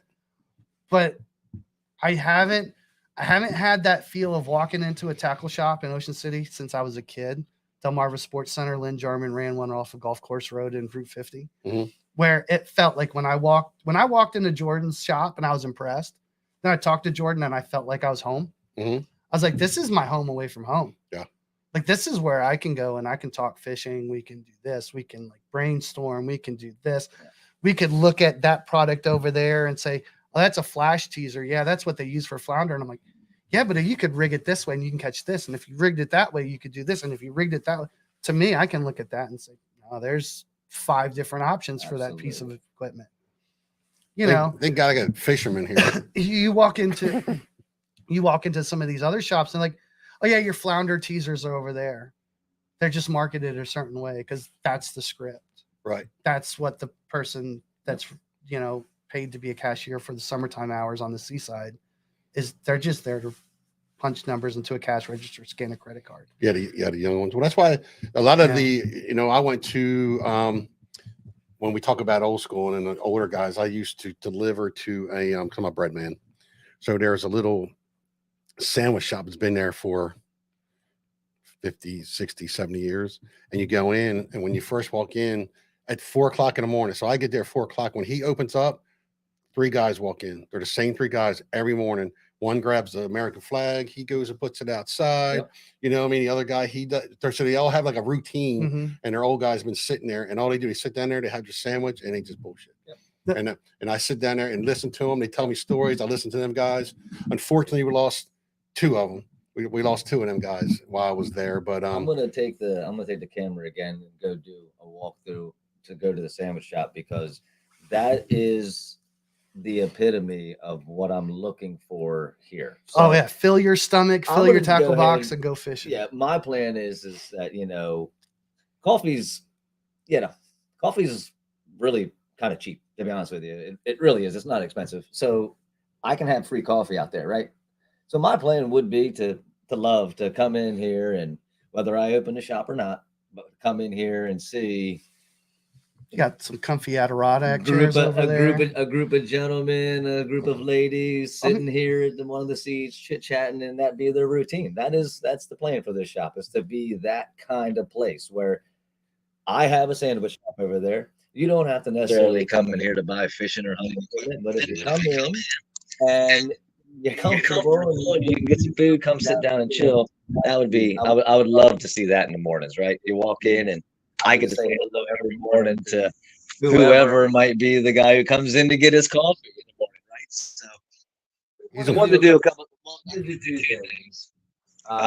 2 major people that I need to just blast real fast, and then I want to walk you into the sandwich shop so you can get an idea of not like the tea biscuits and stuff like that. I'm talking like a full-fledged sandwich shop. So, and build your own kind of sandwiches. Give me that switch around. Go ahead. You better have scrap with fans involved. Hell yeah.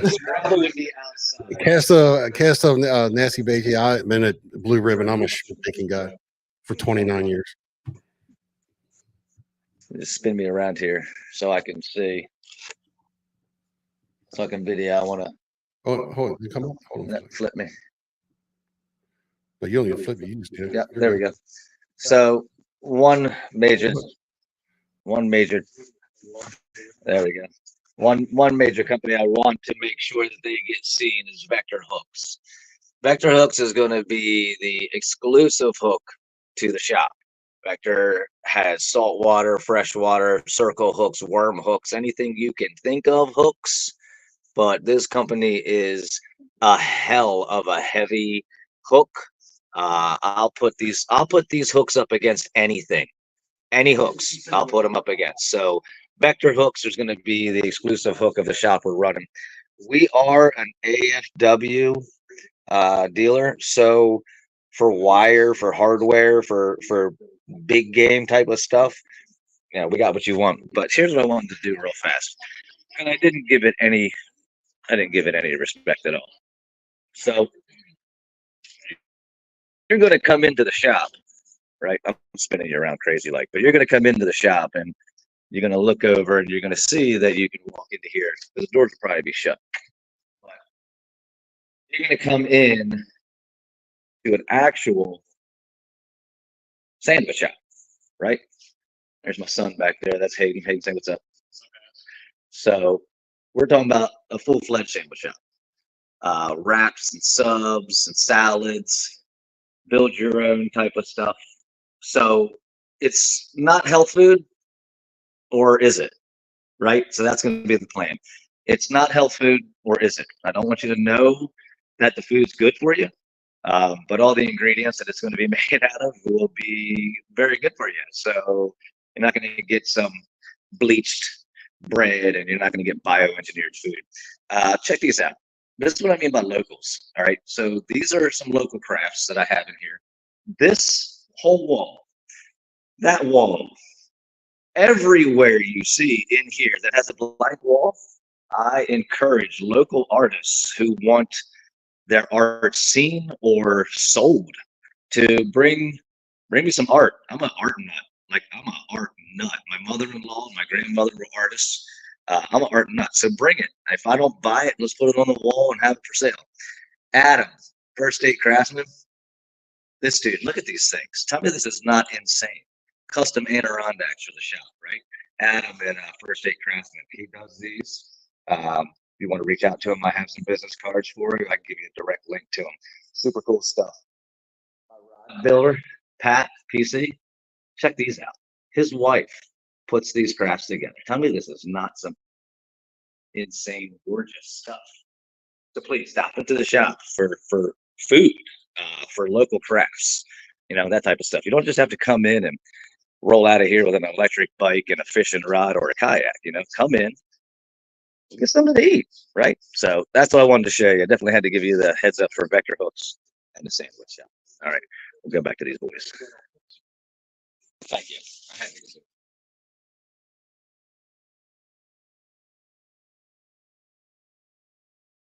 This is what a producer would be good for, to do that stuff. She's at home.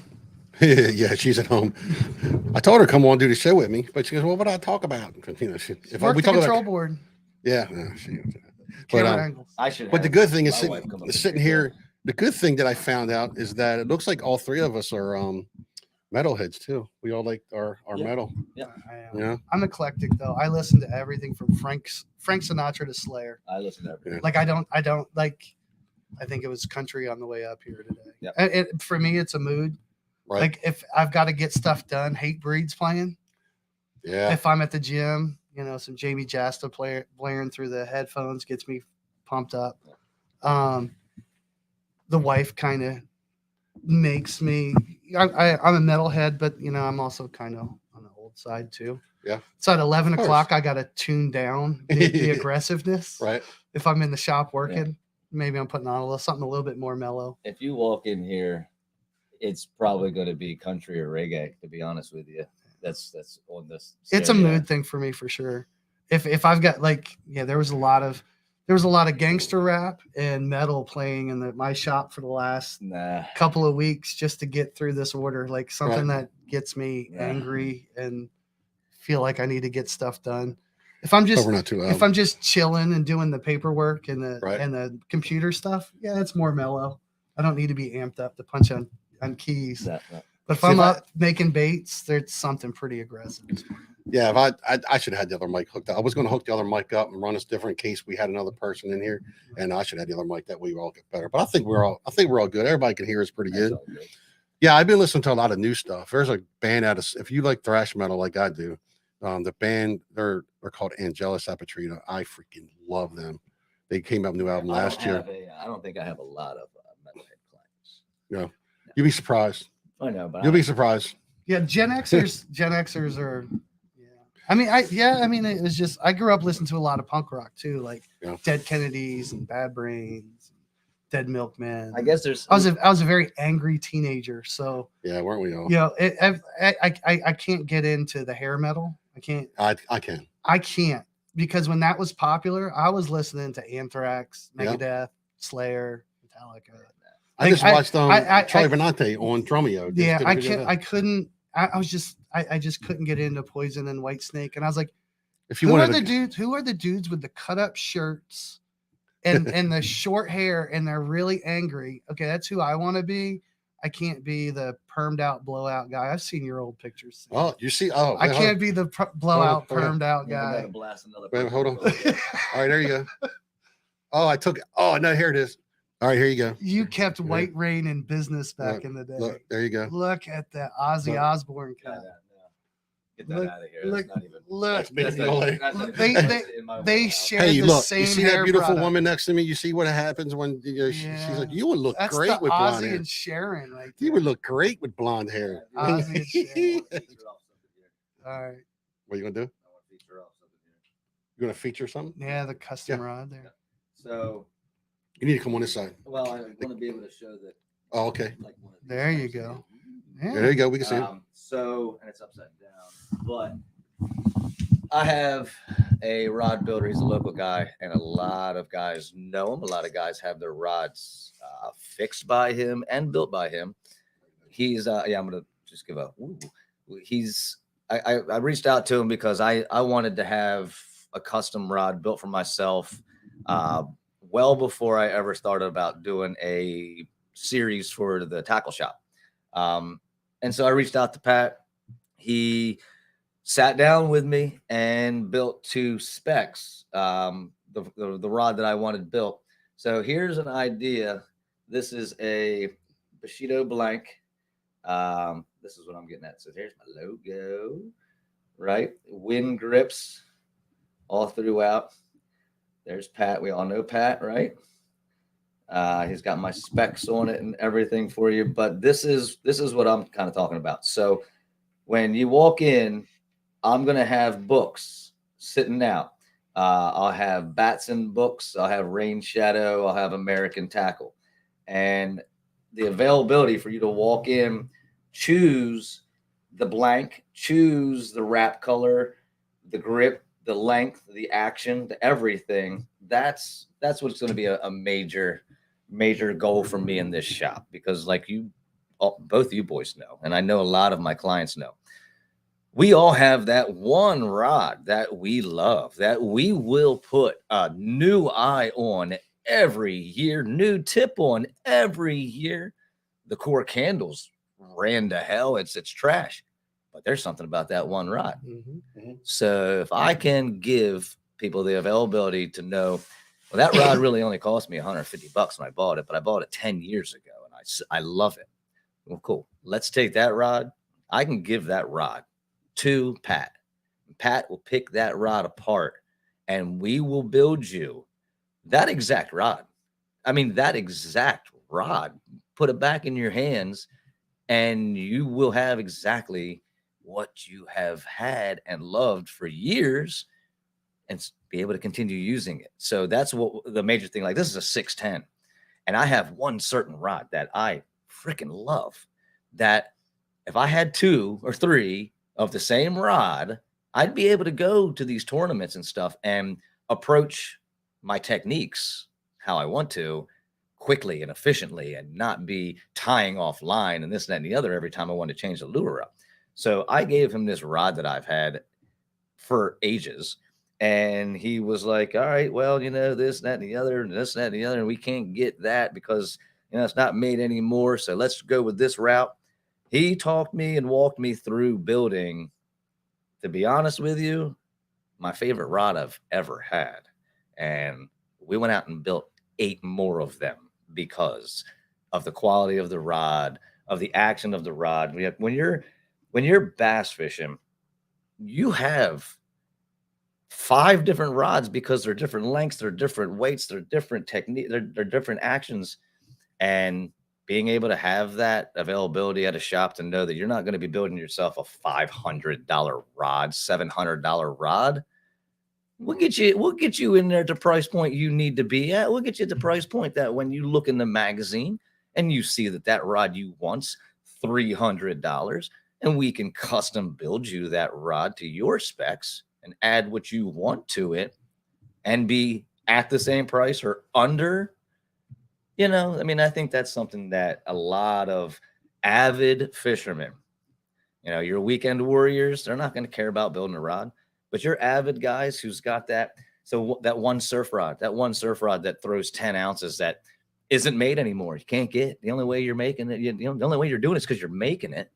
That's what I'm planning on doing. Did you just flip somebody off? No, again, middle fingers. Oh, Tommy said he's rolling out. oh. Tommy's rolling out.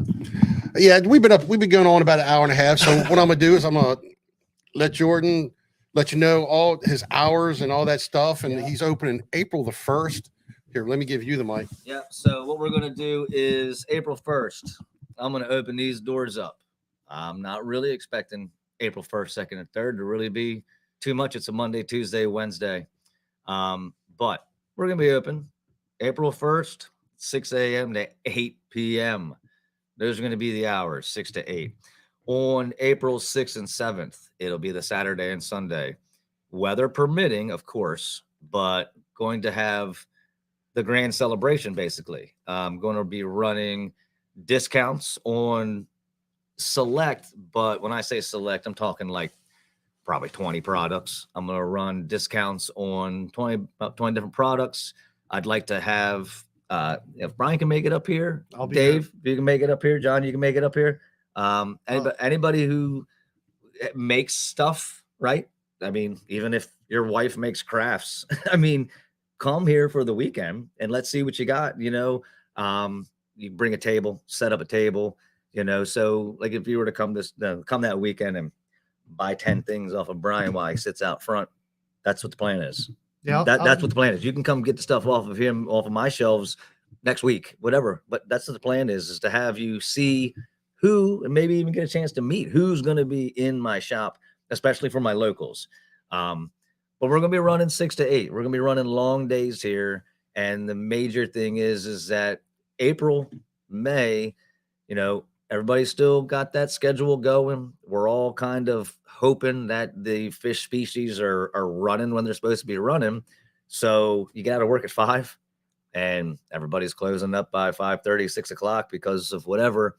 Well, I put a sandwich shop in here, right? So everybody's hungry. You know, you can come stop in and we'll be open for you. So that's the plan, is to run some late hours just to give everybody the availability to, you know, you work, come stop by and we're still open type of thing. So we're going to plan to run some pretty long days. Just be open for you guys. That's the whole plan. Yeah, I should be here. So Yeah. So questions.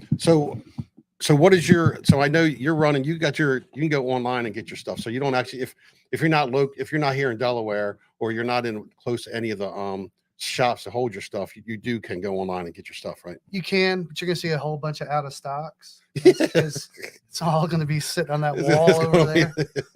You have to come to come to Delaware. Yeah, I mean, this is the time of year, but like I was telling him, like when I ran his order, I also scaled up on purpose. Yeah. Knowing that re-ups should go pretty quick. Like the initial stock up Mhm. should take me some time. Because I haven't factored that in. Like part of the manufacturing experiences is forecasting out and working ahead. Mm-hmm. But when you add on new shops, you have no idea. Oh, well, I also forgot that if you know Old School's products, there's a couple here that you've never seen. Well, there's two. Never seen. All right, so he asked. Never seen. There's two that he dug out of retirement. Do you want to show them? They're somewhere deep in boxes over there. So there's deep two in that boxes, he okay. brought out of retirement. So I retired Marsh Monster and Screaming Demon. Okay. He saw it in like a catalog from 2 years ago and was like, I need that. I was like, I'll bring it out of retirement, but it's only going to be here. Right. So two products there. And then he was in that initial consultation, he was talking about color change where it goes from clear to like a blue to this. And I was like, I could do that in a bait. Absolutely. So I went ahead and I put a little teaser Instagram reel a couple days ago and haven't broken anybody's hearts yet. But they're like, I need to know how I can get that. And I'm like, well, it can't be for me. Yeah. Because this was a color that he had requested, and I played with some color changers, and Absolutely. it's the HBT shad. He was like, "You named it HBT shad." I was like, "It's what you wanted." Right. Like that's what I'm getting what at. I mean. What I have fun with names, but I didn't know what to call that. Yeah. And I'm like, so the HBT shad it is. It's like, that was what he was like, pearlescent, but it's got it where it looks clear, but then if you turn it just right, you get this blue. And Yeah. I'm like, you got that bait coming your way. Absolutely. But I didn't tell him at the time. You must be drinking a big bottle of water. He is. She's raising a camel. So this is the weird generation gap. I grew up where we didn't go anywhere with a water bottle. Yeah. Like we've survived.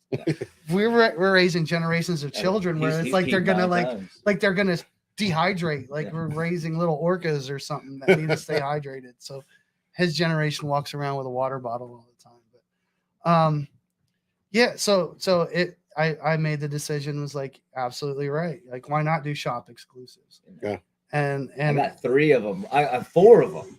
I've got old school Cass and Nasties, Wheeldon Baits, and Broadkill custom baits to be doing custom colors for the shop. Like I understand that you guys are going to know these guys' products and you're going to see them, but you all have to understand that you're going to walk in here and you're going to see those guys' products that I have asked them to make these colors that you're not getting.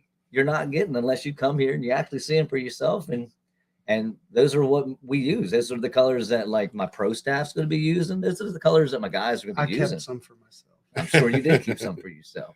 But and that's to particularly target what? Bass? This will be, so I have, That'll catch anything. yeah, I got one color for bass, but I know what paddle tail color I prefer for stripers and saltwater bait maker.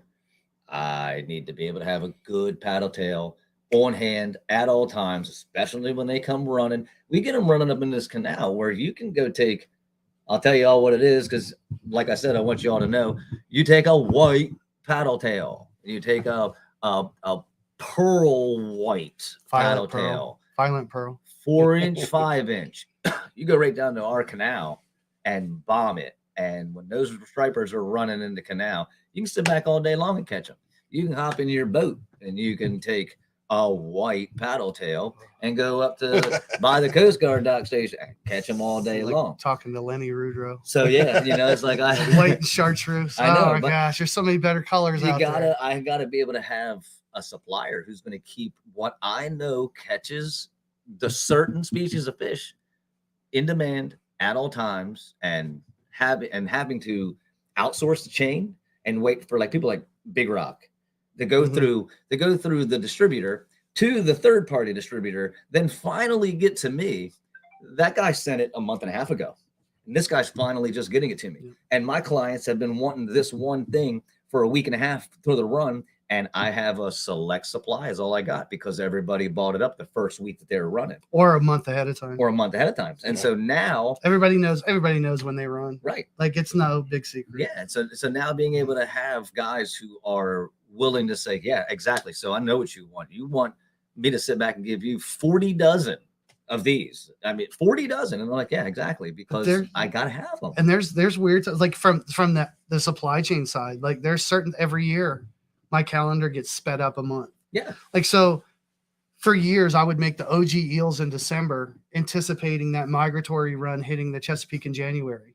Right. This year it was December. Absolutely. So when I thought I was starting early, yeah, I was inundated with orders because that run was there way sooner. We got perch way up higher in the state, right? We have perch that I know when they're going to run. I know when they always run. They're 2.5, 3 weeks way early on being fat ones. So you got to at least get a part of that migratory run up here, though. We do, except or do they when they blast us and they don't turn right and they just keep on, they just hug the Atlantic City, or they're heading. So I think, I mean, there's no proof. This is all hypothetical. But when I looked at where the migratory stripers were in the certain portion of the bay this year, yeah, I think there was a ton of canal fish. There was a ton of canal fish. I think there was a bunch of fish that came right off of Cape May. They did. They stayed and they followed the bait balls. They just followed the bait. If the bait didn't work their way down, because they were catching migratory stripers in the Chesapeake, and I hadn't been getting those reports of what was going on off the coast. Yeah. Because normally you can judge by what the coast is doing. Right. But now all of a sudden the coast was silent, you Yeah, know, and then they were but showing getting- up. in They New were showing Jersey, up though. in the mid bay. Yeah. They were showing up in mid bay, and I wasn't even getting lower bay reports. It was just like they didn't go through Tangier. We weren't getting the reports coming through there, and all of a sudden they're up in mid bay, and you're just like, where did those fish come from? And I think they came through the canal. And, Yeah. This is a hopeful to have too, is podcast. Like I really would love to entertain having you come again, because I would love to be able to get the Jersey, Delaware, Maryland, Lower Maryland, and semi Virginia. I'd like to get everyone's take on their ideas on their state's regulations. Yeah, don't, Oh, I do.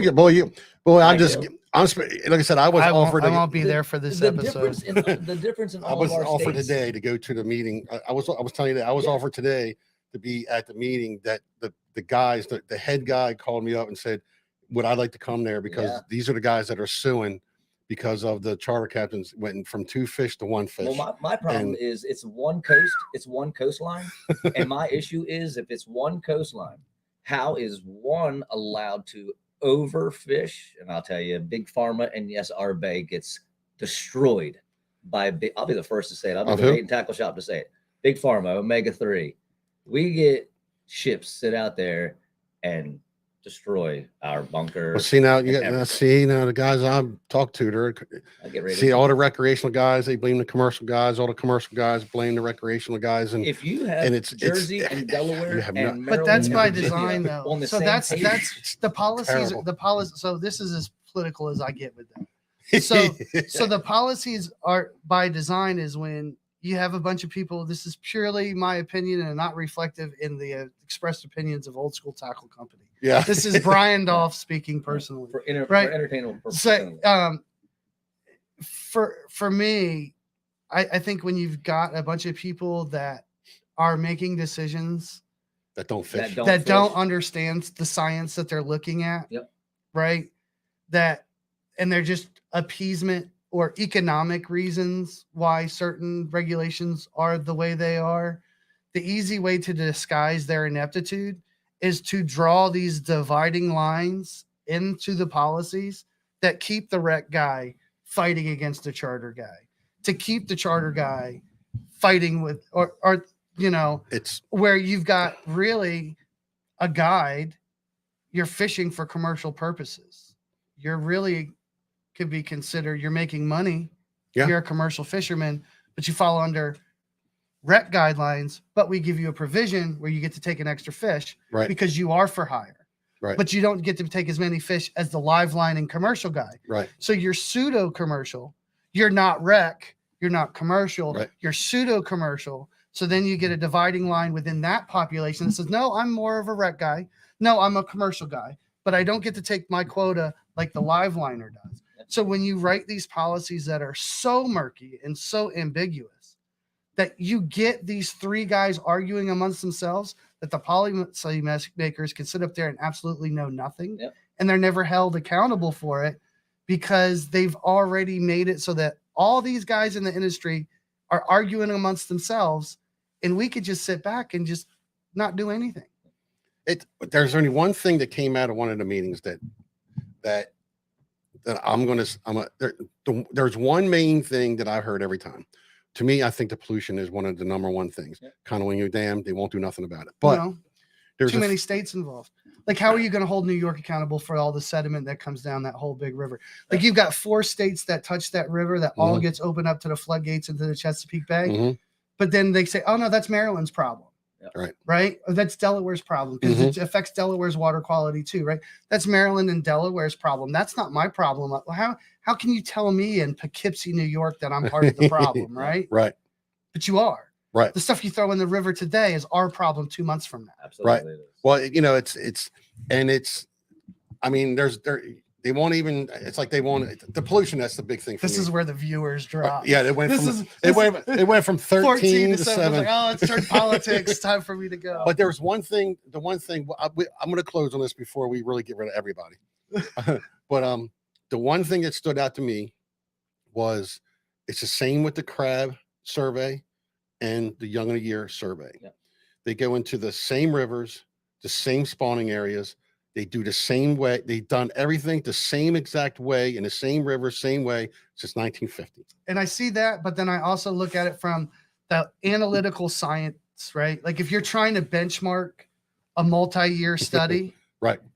if you start changing the variables, But why not try? How about not try to go to the middle of the bay? I get it. Well, you'd 'Cause have to some start guys- a new study. Right, because some guys will Maybe tell you there's throw- plenty. Of Maybe rough fish throw out the there. old studies out, right? And Well, yeah, use they those throw as the- benchmarks. Yeah, Like fish change, the ecology is changing, We the have water blue- temperatures the- are changing. the blue cats are a big issue Everything's- around the Susquehanna 100%. in these rivers. I got 100%. 41-pound 100%. catfish in one of the rivers. They come up now. 100%. They will actually don't. I would think every fish and just like you just told me earlier about adapting and overcoming your old school ways yeah. and front facing sonar is good. So it's one of them things that should they go to different areas of the bay, like the crab surveys done in the same areas every time. Right. They don't really go up in the creek. So Right. what I'm saying is, why wouldn't they have went to like try somewhere else? Because some of the guys are saying, look, Because I'm I catching-" think I think because of the people that are overthinking it. right. Well, that's not an apples to apples comparison because we never did a stock survey of that part of the bay. Right. So we've always did stock assessments at this part of the bay. So we can't speak that if anything's changing, if we change the spots, like, because then you could make the argument, well, you're just cherry picking the spots where you're going and you're always taking young of the, so for people that are on the other side, they're saying we've got a problem. Well, if the scientists cherry pick the data and they're always following the biomass of fish, of course they're going to have inflated numbers. Right. I mean, Right. So you're kind of damned if you do, damned if you don't. Right. And I can see both points of view. And the problem is that anybody making any of the decisions, they don't have these conversations. I don't think. But what I think that I'm supposed to have a gentleman on, and I was man, but boy. Yeah, we want to stay away let's- from this. let's- Let's find a different format for There you we with the go. Boy. podcast. Absolutely. But I'm just saying. So what we're going to do? we had Anyway, we had 14 people when we started talking about regulations. we'll get off the regulations. But anyway, so As yeah. soon as we started But talking, we're about, going to go ahead and I'm going to go ahead and end this. We've been going on. I don't know, getting close to 2 hours. But it's been awesome. You got to check it out if you're down here in Delaware. Like I said, he's right on Coastal Highway. Yep. He needs a change on Facebook, the address, because I went to the old address. That's both. They're both on there. he's got two locations. They're both on Oh, there. do you? All right, I didn't see him. I had two locations. So you did go to Henlopen Bait and Tackle, no matter. Oh where yeah, you I went you over did there. go. And the good thing is that it's still a yellow building. It Absolutely. is. It's a yellow building. Was that got- by luck? I got asked. I was like, it was on Facebook. It says, "Oh, I take it you like yellow." No, no, I don't. Yellow's not my preferred color, but You just the happened to- legacy of the little yellow shack is now you've got the big yellow shack, right? So Yeah. I couldn't change the color. So you know the little yellow shack, you're gonna know the You big yellow cannot shack. miss the skull and crossbones. So No, I sign. thought I was like, man, where's Like it at? you Where's just it at? look for Where's the it at? big pirate flag right past the. If you're coming from the north, you pass Go Brett sign. Look for the skull and crossbones. Yep. But, There you have it. I want to thank Brian for coming and hanging out with Yep, us. absolutely. The son's been in and out about 15 times to go pee. Yep. He's been running in and out. And that's funny. He may have been on a spying mission from his mom. Going, Yeah, what's he there you doing? What's he my doing there? son came in probability. He was like, "Well, I'm probably gonna need to make you guys lunch, right?" And I was like, "Oh yeah, I mean, you can come to make us lunch." So he's been sitting back in the kitchen the whole time, and he was like, "What do you When's doing? lunch?" Yeah, when make we're lunch?" talking. We start yeah, talking. We're gonna probably go ahead and have some lunch now. So All right. Thanks, everybody. We appreciate it. Make Yes, sure you sir. stop by. Jordan seems like a cool guy and looks like he's Absolutely. going to run this the way a tackle shop should be ran. All right. Yes, sir. Absolutely. So we'll check you later. thank you much.